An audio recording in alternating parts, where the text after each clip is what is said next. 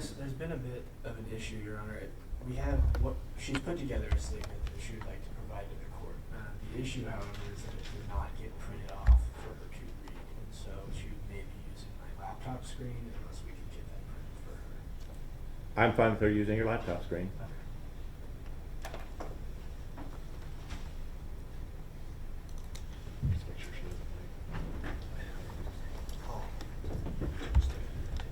Go ahead, Ms. Blake, when you're ready.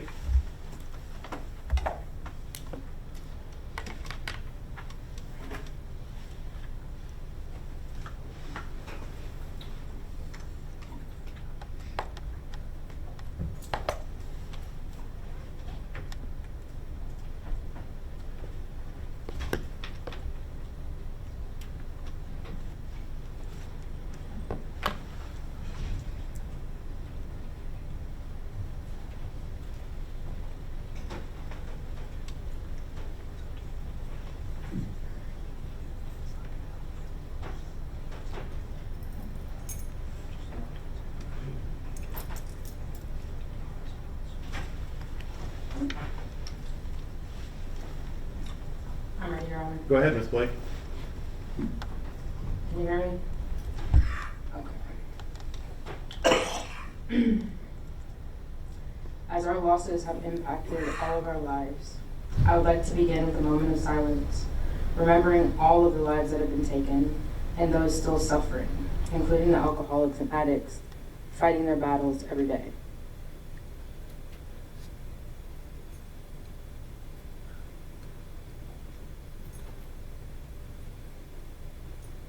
I am compelled to express my deepest condolences to my best friend Brian Goodwin's family and friends, and Amy Smith's family and friends. I know your pain, and I am deeply sorry. I too hurt from these losses, along with the loss of my own loved one under very similar circumstances. I know what it's like to be left with no answers. The haunting what ifs and whys. Why did this happen? Who is responsible? Why are we left in the dark? These questions never leave me, and I live with them every day. I must also admit this. I am not guilty. I am not the monster that some of you may believe. I am both innocent and I am a surviving victim. Some of you may see me as a culprit, others as a young woman who escaped death, but I can tell you justice has not been done. Why are the women not getting justice? What does justice even mean if the truth is ignored? The state was satisfied with a forced confession and inconsistent evidence. The jury itself said I was not armed with a firearm. They were right. I never had one. There were no fingerprints, the ballistics inconclusive, and yet I was still found guilty.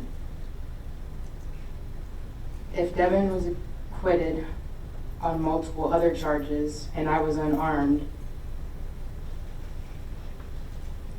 well, that math just doesn't add up. And still, I'm called guilty. This injustice is not just mine, but Amy's and Brian's, and every woman who has been denied true justice. The public only sees what they're allowed to see. That is manipulation. Many of you are as confused as I am, and whether you admit it or not, a shadow of doubt remains. This letter is for Brian, for Amy, for my child, for my family, but most of all, it's for myself. More than 2 lives were taken, and countless others destroyed. I'm sorry for the pain, and I'm grateful for those who have shown me love and support despite everything. And for those of you who only know my name, but not me, let me tell you who I am. My name is Adriana Blake, and I have been in jail since I was 26 years old. I'm 28. Today marks my 19 months of sobriety. I am not only a surviving victim in this case, I'm a survivor of sexual abuse, addiction, and a lifetime of struggle.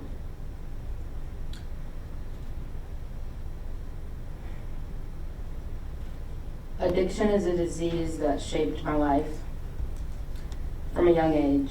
It connected me to the people around me, even to Brian. I've made poor choices.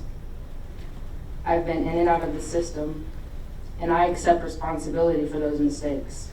But I am not a violent person.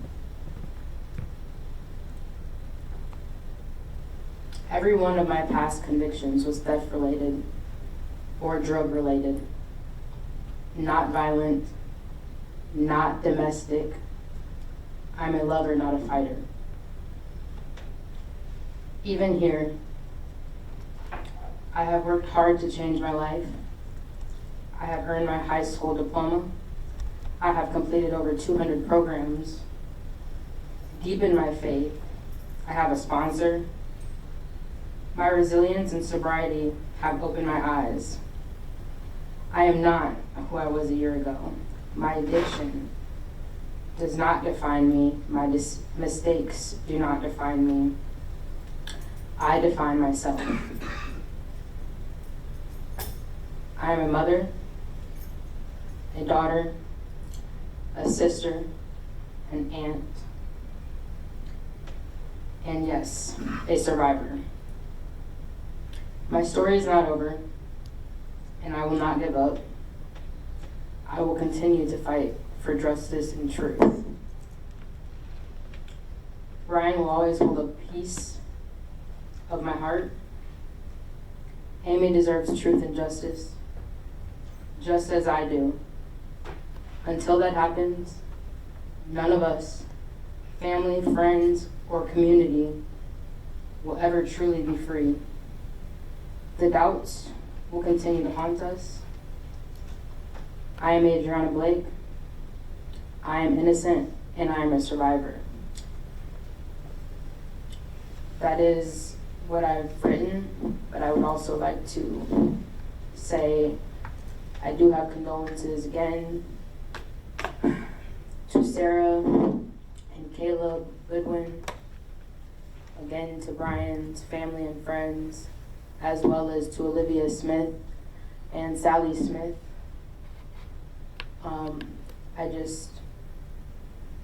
Like I said, I hurt just like you guys hurt, and I understand that you guys think that I did this and I've been convicted of it, but I am innocent.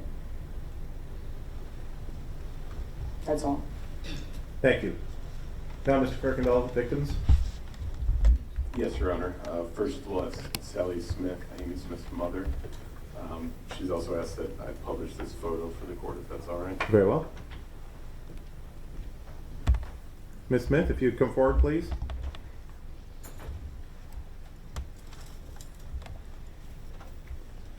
Ms. Smith, I'm going to have you take a seat in the witness stand.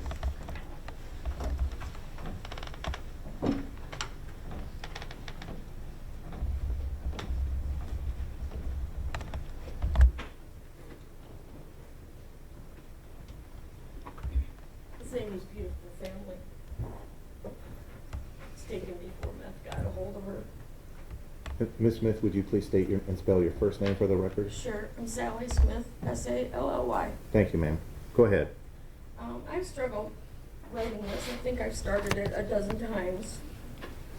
I guess I'll just start by saying how this has affected me and my granddaughter, Violet, Amy's youngest child. She's 14 now, 12 at the time when her mother was taken. I have been her guardian since she was 4 years old, but the last 2 years have taken its toll on us both. She has been diagnosed with depression. She has anxiety. She missed so much school in 8th grade. Her grades suffered. This year she's doing online school because she can't even face going to school, seeing people. I suffered a stroke on June 19th of 2024, 8 days after Amy's memorial service. Spent 4 days in the hospital and months of physical therapy. I still wake up in the morning, and for 2 seconds, I forget. Then, boom, realization hits me, and it's like hearing the news all over again. Amy was more than a daughter. She was a sister, an aunt, a friend, a mom to 3 beautiful children, Olivia, Avery, and Violet. But she's not a survivor because she was murdered by Adriana Blake. She was a beautiful person. She was a loyal, loving friend. She was a generous person with a big heart.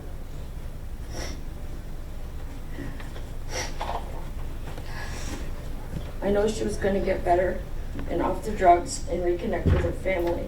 Her friends will tell you she was the best friend they ever had. Thank you. That can never happen now because they stole that from us.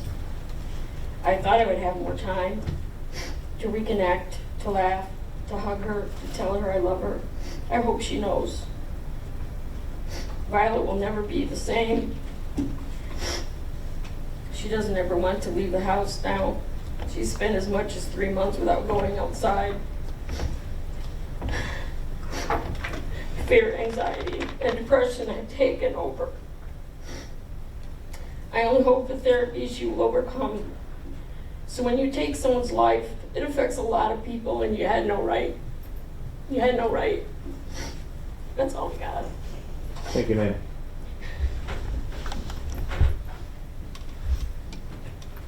Elliot, one of Amy's sisters, wants to speak. Ms. Elliott, if you'd come forward.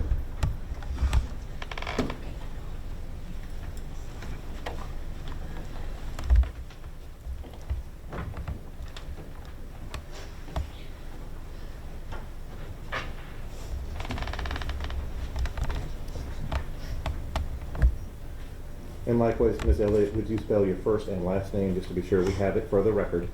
Kelly Elliott, Kellilliott. And you're a sister to Amy? Yes. Go ahead, ma'am.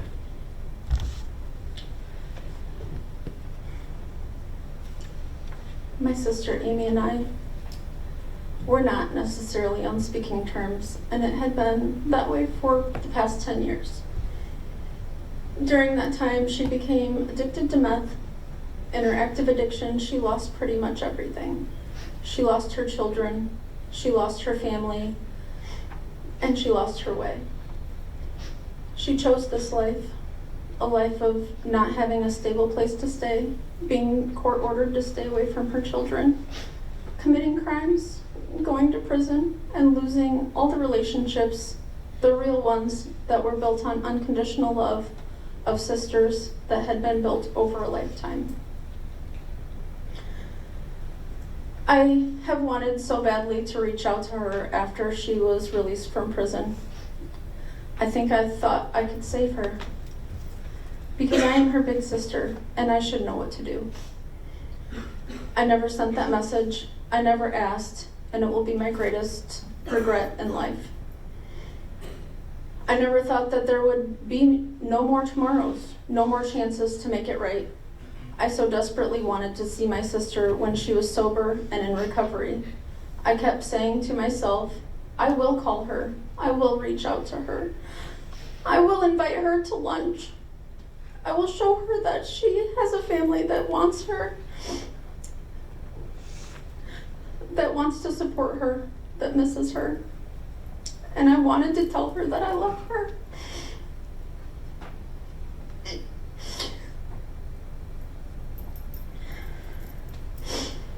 I am Amy's older sister by 1 year and 9 months to the day. However, I will continue to grow older while she will forever be 45. As sad as it is to say, my job in a way kept my walls up, kept me on alert, and made me stay away, even though I wanted so desperately to believe that my sister my friend was still in there somewhere. You see, I have been a police officer for 16 years. I see the damage drugs can do to people, families, and to everyone that loves someone that is addicted. I hoped she would be better, heal herself, and come back to us, but she never did. When I found out my sister was murdered, I was on duty, standing inside of Starbucks, waiting for my iced shaken espresso, preparing myself for the busy day ahead of me. I had gotten a text from someone that said my sister had been shot. I thought to myself, it couldn't be true. Surely someone in my department would tell me, wouldn't they? Most officers in Clinton County knew that she was my sister, and if someone had knowledge of it, they would come to me and give me the news face to face, right? As an officer, I know that death notifications should never be given over the phone. I have given more than my share. However, the news of a death was already circulating, and I knew I couldn't let my parents, my sisters, and Amy's children find out from a phone call. I called the one person, an officer from another city, who most certainly would know. He did know. My sister Amy was dead. I don't remember much from the rest of that phone call. I hung up, I called my boss, and I told him that I could not stay at work. I went home to tell my family the news that would change our lives forever. Our beautiful girl was dead. My sister Amy Marie Smith was murdered in a violent, unprovoked, and heinous attack. I still cannot accept this senseless crime against Amy. I have not read the articles written about how or why Amy and Brian Goodwin were murdered. I have not watched the news detailing the trial. I don't know, nor do I care about Adriana Blake or Davenport. I had to look up their names while writing this letter. Their names have never been spoken by me, and after their names will be forgotten. They are not important to me. I am content with knowing they will never forget my sister's name, they will never forget Brian Goodwin's name, and that they will never be free to live their lives outside of prison's four walls. My sister was murdered. There, I said it. You cannot imagine how hard it is to truly accept this reality. Those 4 words, my sister was murdered. The sentence is short, but it says so much. It's both a beginning and an end. It's the beginning of the life I live now, forever without my sister Amy. It is also the end of my sister's hopes and dreams, the end of her breath, the end of her life, the end of hope for her recovery, the thief of her future. For me, it's the beginning of my regrets. It's the beginning of the what could have beens. It's the beginning of knowing my sister was tortured, shot, and set on fire. My sister Amy was so mortally wounded that my mother could not see her beautiful daughter one last time because she was missing parts of her face and head and had to be cremated. My beautiful, kind, and loving sister was unrecognizable. It's now the beginning of seeing my beautiful sister only in my nightmares. It's the beginning of waking up night after night in a cold sweat, crying, and not being able to save my sister. My sister Amy had a beautiful soul. She was a free spirit, lover of nature, explorer of the unknown. She loved her children fiercely. Even through all her struggles, my sister Amy remained true to herself. She was kind and deeply caring, always putting others first. Her selflessness knew no bounds. She would never let anyone go without, even if it came at her own expense.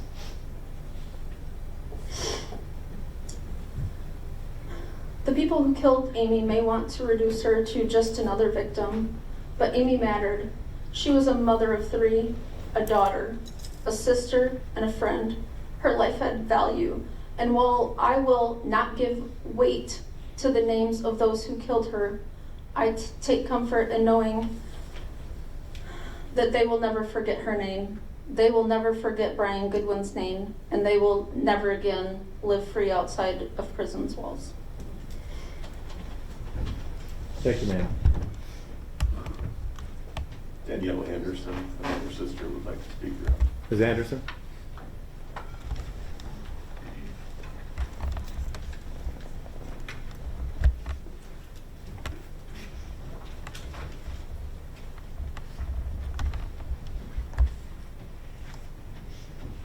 And Ms. Anderson, would you spell your name for the record, please?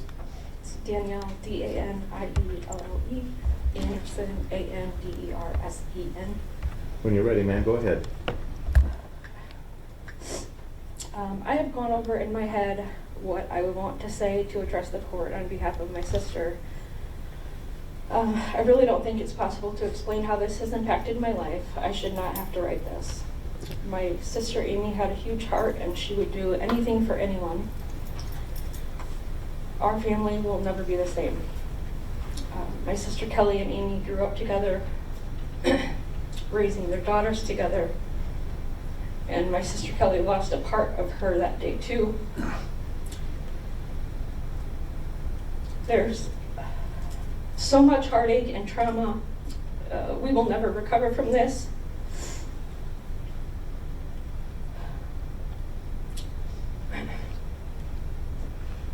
I am a 911 dispatcher for Clinton County, and it's very traumatic to take calls, and you don't ever think it will happen to you, and then it did. I spent a lot of time thinking about what she was thinking about before her life was taken, how scared she must have been, and how much she suffered. I can't stop thinking about her beautiful body and what abuse they did to it. I have heard and read a lot about the trial, and I have seen the video of Blake wearing tactical gear, holding guns, and admitting to killing my sister and her friend Brian. She thinks that she is tough and mean and badass, but in reality, she's just a worthless piece of trash that cannot even handle the Scott County Jail. You claim to have felt unsafe due to alleged threats from staff and inmates. I can't wait for you to go to prison for the rest of your life, and I hope it's absolute torture. And I know that you're an entitled, disgusting human being, and you will never realize the effects of your actions.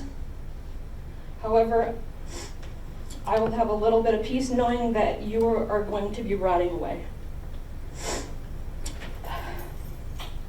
I asked the court to give her life in prison without the possibility of parole.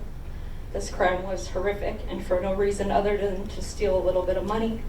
The hurt this has caused my parents having to bury one of their daughters is absolutely devastating. Thank you, ma'am. Sarah Womack is also a sister of Amy Smith, Your Honor. She'd like to speak. Very well.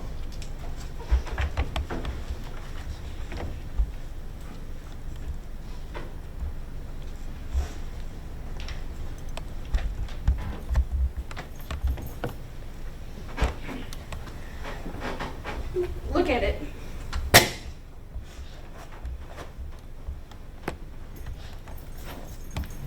Ms. Womack, would you spell your name for the record as well, please? Sarah, S-A-R-A, Womack, W-O-M-A-C-K. Go ahead, ma'am, when you're ready. Amy Smith is my sister. That photo is how I want her remembered.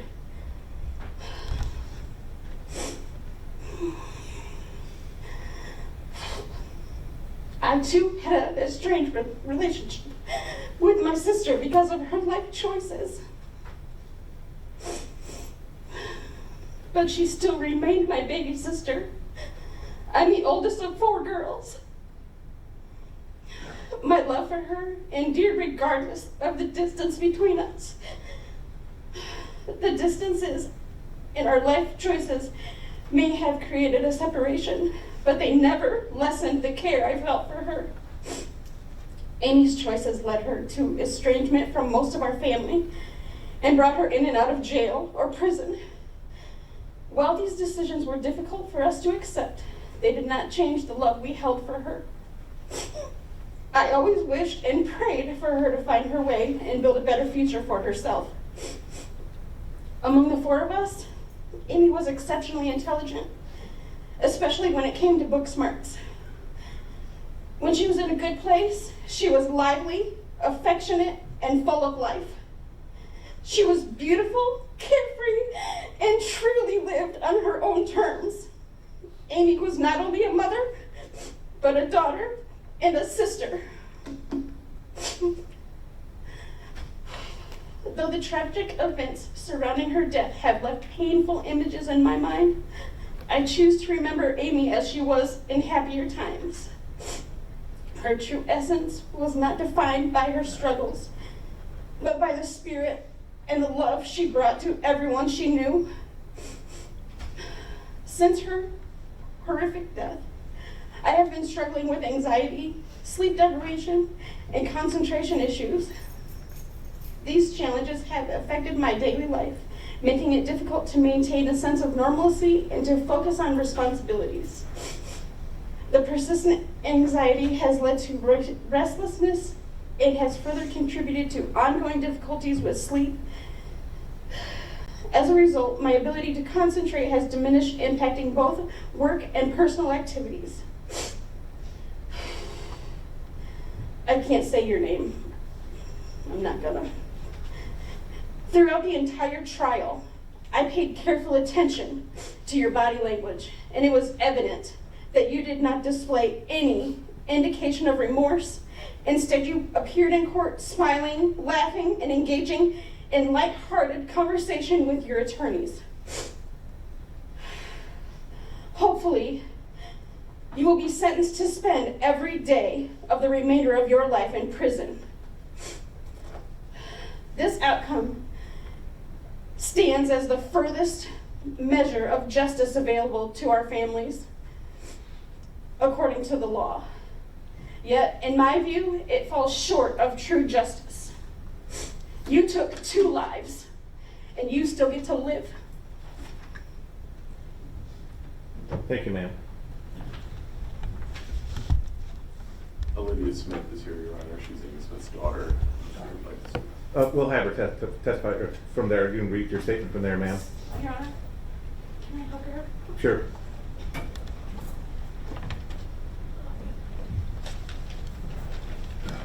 And Ms. Smith, would you spell your first name? It's A-L-Y-V-I-A. Thank you. Go ahead, ma'am. So, whoever said grief gets easier over time lied. I am angry. I am so angry. Time does not take the pain away ever. Time only makes you cope with it. My mother, Amy Smith. Ma'am, I'm sorry to interrupt you. Can you slow down? Okay, My court reporter has to take down what you're saying. Okay. I'm sorry. My mother, Amy Smith, was not only a good person, but a great mother and friend. My mother did not deserve to endure the torture she did, nor did she deserve to lose her life at such an early age. There is no punishment adequate for Adriana other than enduring what my mother did and also losing her life. I truly believe there's a special place in hell for Adriana and others like her who take away someone's mother, friend, and daughter. I hope she spends every second of every day in prison miserable, living with the guilt of what she did, and I hope she wishes she was dead every day. She will never begin to understand the amount of suffering and pain she has brought upon myself and my family. She didn't only take away my mother, she took away my best friend. Missing someone so much is a full-time job. My heart hurts every second of every day. Thank you, ma'am. Any other victims, counsel? I believe that's all of the statements, Your Honor. Thank you. The court has heard the statements of counsel, the statements of the defendant, and the statements of the victims in this matter. Very powerful statements of the victim.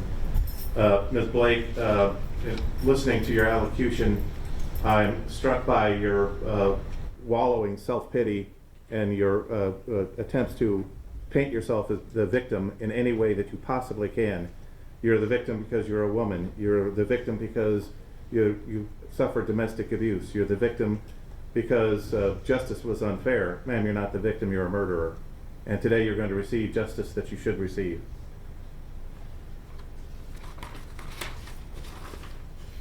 As to cause FECR 436057,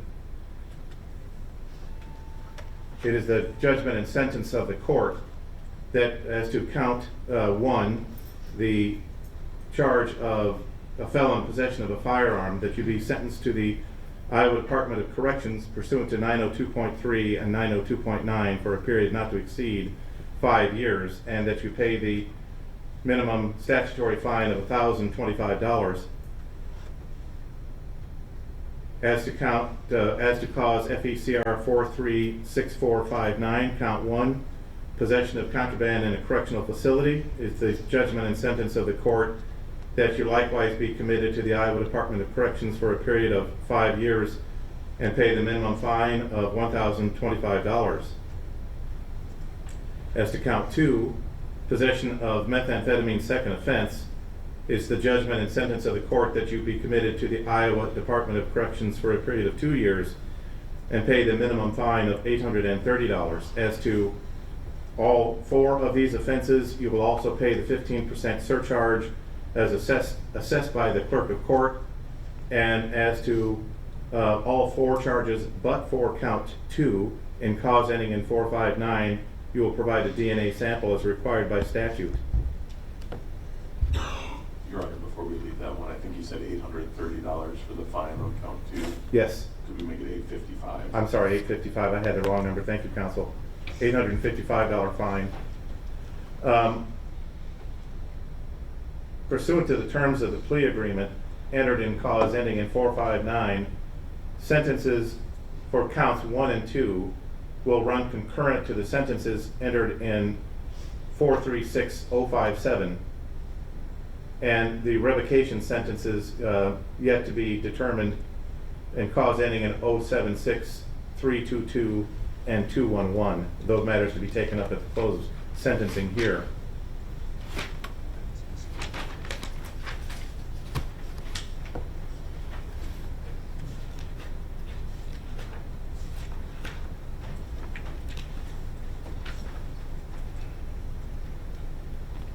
In cause 436500, there are a multitude of charges for which you are convicted after a month-long trial and a jury of 12 peers found you guilty by proof beyond a reasonable doubt.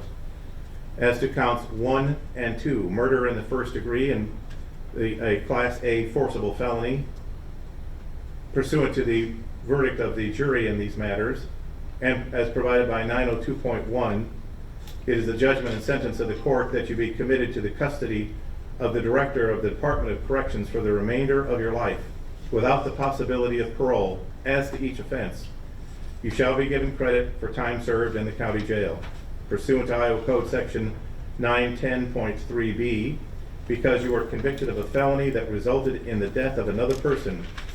You are ordered to pay the victims Amy Smith and Brian Goodwin their estates, the sum of $150,000 to each estate. If the victim died intestate, you shall pay this victim restitution to the victim's heirs at law as determined by the probate court pursuant to Section 633.210 of the Iowa Code. This restitution shall not be dischargeable pursuant to the Federal Bankruptcy Act. It is further ordered that defense counsel shall file a notice of appeal in these matters within 30 days of this date. Upon filing of that notice, defense counsel is released from representation herein, and the Iowa Appellate Defender's Office is immediately thereafter appointed to represent this defendant.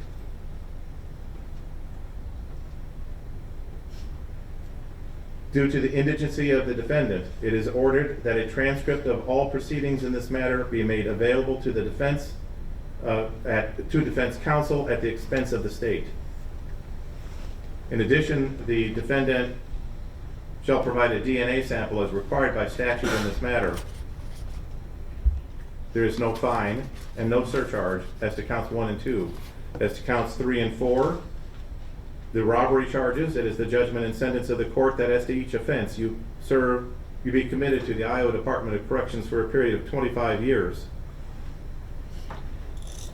You will pay a fine you will pay no fine, there is no surcharge, but you will provide a DNA sample.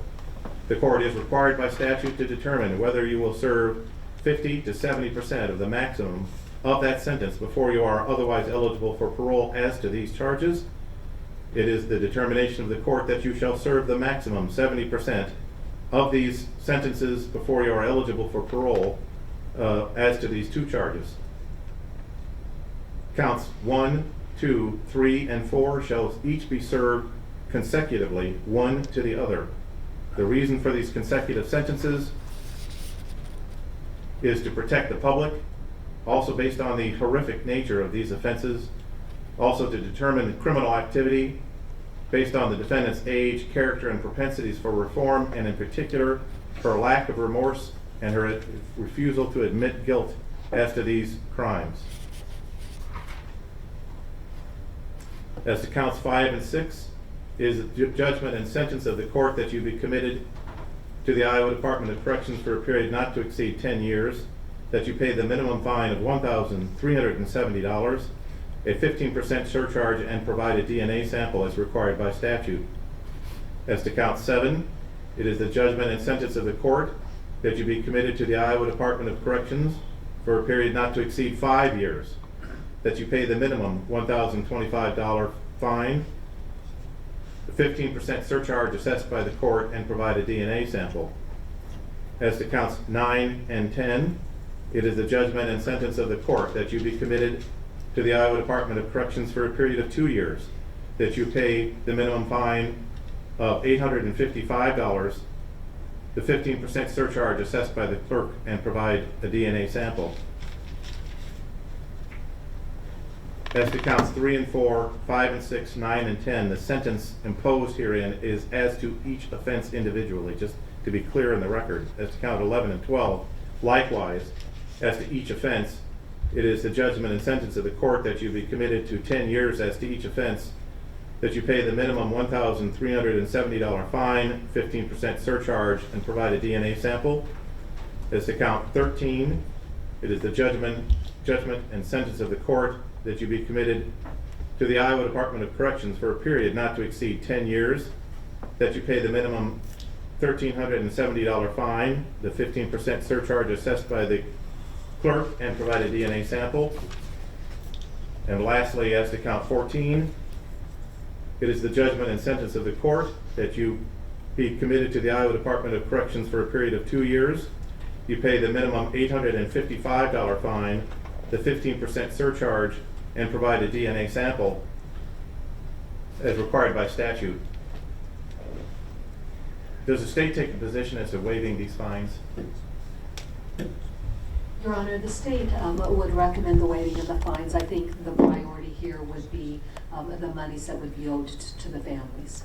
The court agrees, based on the motion of the recommendation of the state, all fines as indicated are waived. The reason for this waiver is so that all monies paid by this defendant will first go to pay victim restitution, which is the higher priority in this matter. The court agrees. Concerning victim restitution, Your Honor, there's an additional amount that's been paid out by the Crime Victim Assistance Program that we'd ask to be reimbursed.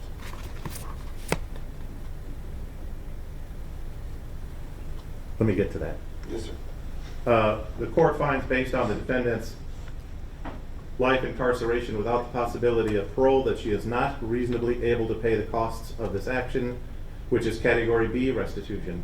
Her liability for Category B restitution is set at $0 for all of these offenses. As to counts 5 and 6, 7, 9 and 10, 11 and 12, 13 and 14, these shall be consecutive to counts 1, 2, 3, and 4, but all of those charges shall be concurrent with each other, that being 5 and 6, 7, 9 and 10, 11 and 12, 13 and 14 shall run concurrently with each other, but consecutive to 1 and 2, 3 and 4.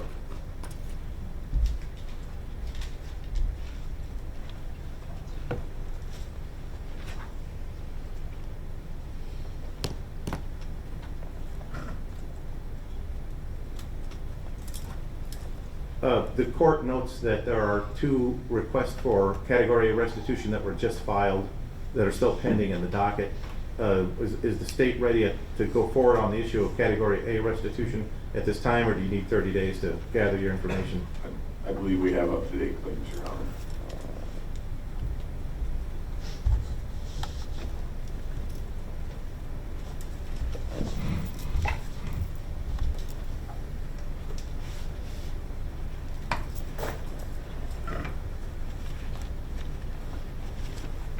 Mr.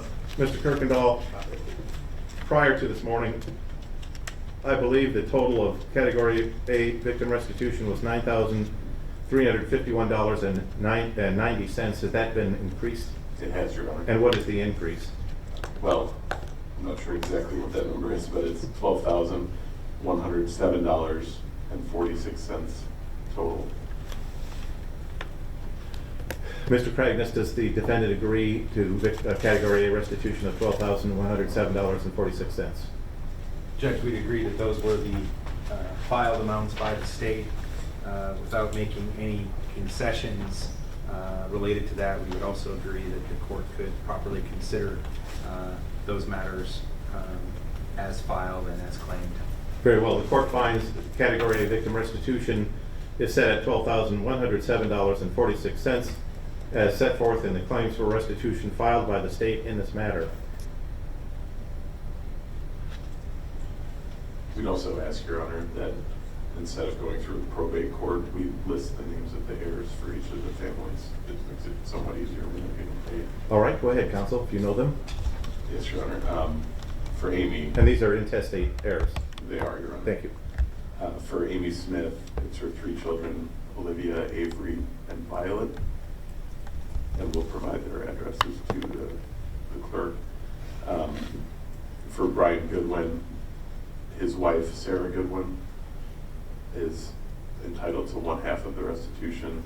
And then he has 2 children by a different mother. That's Caleb Goodwin and Seth Goodwin. And they would receive the other half. Correct. Thank you.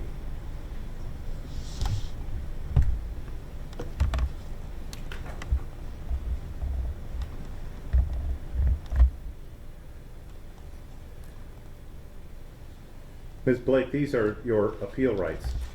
You have the right to appeal your sentence to the Iowa Supreme Court. To do so, you must file a written notice of appeal with the clerk of court within 30 days from today. Failure to file a notice of appeal will be deemed a waiver of your right to appeal, and you will lose that right. If you want to appeal and you are indigent, you can make application for a court-appointed attorney and a transcript of these proceedings at the expense of the state. However, all of this must be done within the 30-day time limit that I have just mentioned. Again, Ms. Blake, your current counsel is remaining appointed to represent you until they file the notice of appeal. At that time, they are released and the public defender's office will be appointed to represent you.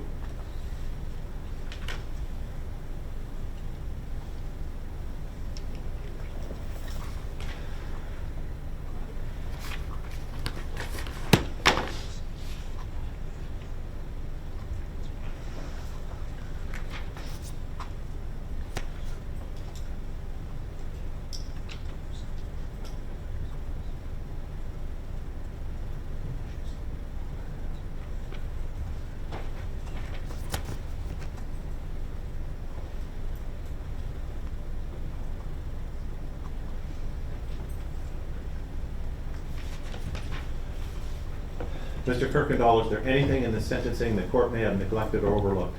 I have no notes, Your Honor. Mr. Cragness, is there anything in this matter the court may have overlooked or neglected? No, Judge, nothing that the court may have overlooked or neglected. However, Your Honor, for the purposes of the record, I do believe, and the record will speak for itself, that the court referenced Ms. Blake's refusal to admit guilt, which would be in violation of her Fifth Amendment right to remain silent under the United States Constitution. It would also reflect against her right to remain silent under the Iowa Constitution. I would submit, Judge, the consideration of that in the statement by the court that her refusing to admit guilt, and to be clear, Judge, I did not hear it as acknowledging the jury's verdict or anything of that nature. If I'm wrong on the record, I apologize, but I heard it as a refusal to admit guilt. That being a violation of her rights, that is an impermissible sentencing factor. That is an impermissible factor for the court to consider as it relates to concurrent versus consecutive sentencing. As such, Judge, we would ask the court to immediately reconsider its sentence. Regretfully, Judge, we would also ask the court to recuse itself and assign sentencing for a different judge that did not take into account a impermissible factor. That's all I have, Judge. Thank you. Thank you, counsel. And I appreciate the heads up. I did misspeak. I was not attempting to indicate, I think that's what my language was. It was just, it's sloppy language. I was not intending to indicate that the defendant had to admit her guilt and give up her right. I was intending to indicate that she was not acknowledging the guilty verdict of the jury in her statement of her victimhood in this matter. I understand that she has the right to remain silent, not to speak as to her guilt or innocence in this matter. The court, throughout this trial, has taken great pains to protect that right and acknowledges that right here at sentencing. In my sentencing, her failure to acknowledge the sentence of the jury is probably I think it's the last thing I mentioned, because it's the least important of the factors that I mentioned in determining the sentence that I imposed. For those reasons, the motion is denied. Thank you, Judge. Thank you. Anything that the court has overlooked or neglected? No, Your Honor. Mr. Luce, do you agree? I do, Your Honor. All right. With that, we are adjourned as to these sentencings. We'll take up the probation revocation matters. Off the record, is that the 418-076 and one and then 322 and one ending in 211? Correct, Your Honor. Okay. There's also a Johnson County case. I don't know if you can also address that at this point. I don't think I can. I'm not a Johnson County judge. Need a break? All right. We are in court in causes FECR 418076, 412322, and 412211, State versus Adriana Blake. We are here on a matter of probation revocation. These matters were brought to the court's attention in the midst of sentencing and underlying charges. So I'm sorry, the court simply has just not had an opportunity to review these files. Mr. Kirkendall, what's going on in these cases?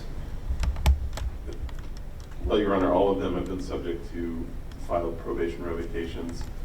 The state is proposing that the court find that the defendant has violated her probation in those cases and unsuccessfully discharge her from that probation.